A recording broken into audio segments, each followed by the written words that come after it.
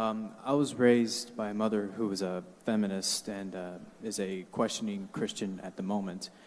And she finds that there's some contradictions somewhere in the Bible that states that male have to be dominant over women and women have to be submissive.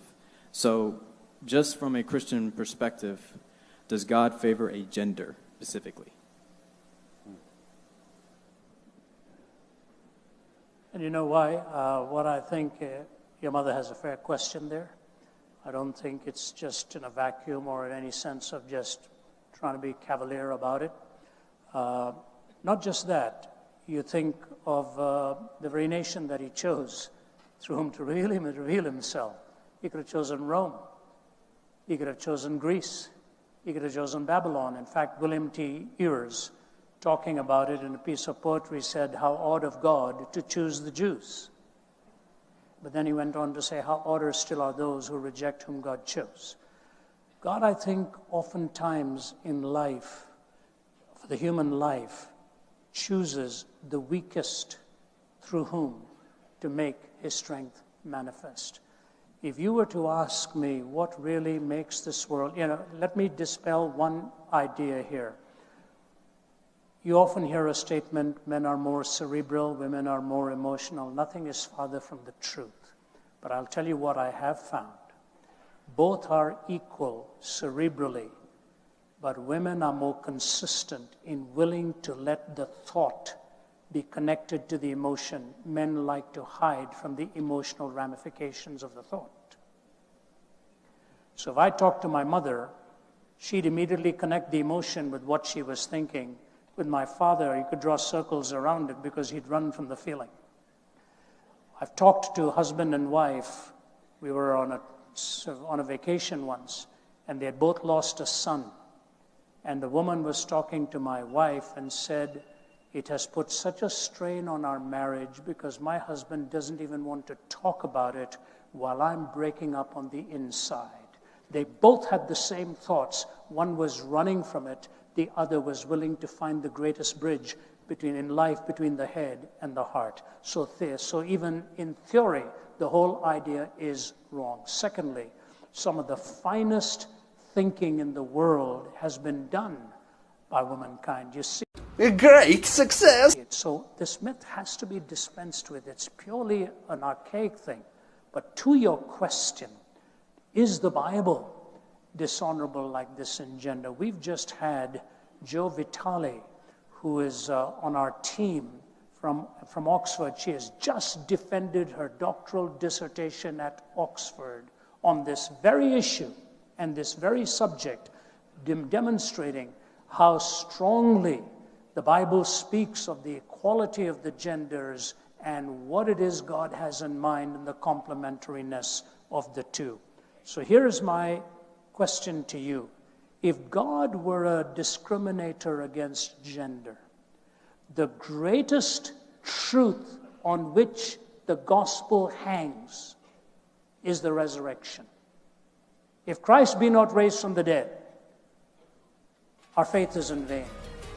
Why in heaven's name did he reveal himself to the women to go and tell the message?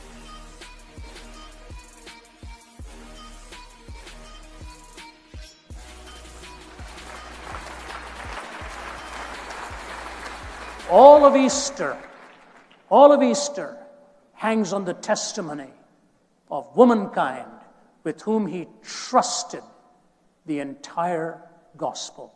When the woman with the alabaster ointment came to him and those were frowning about her, he looked at them and said, "Be quiet.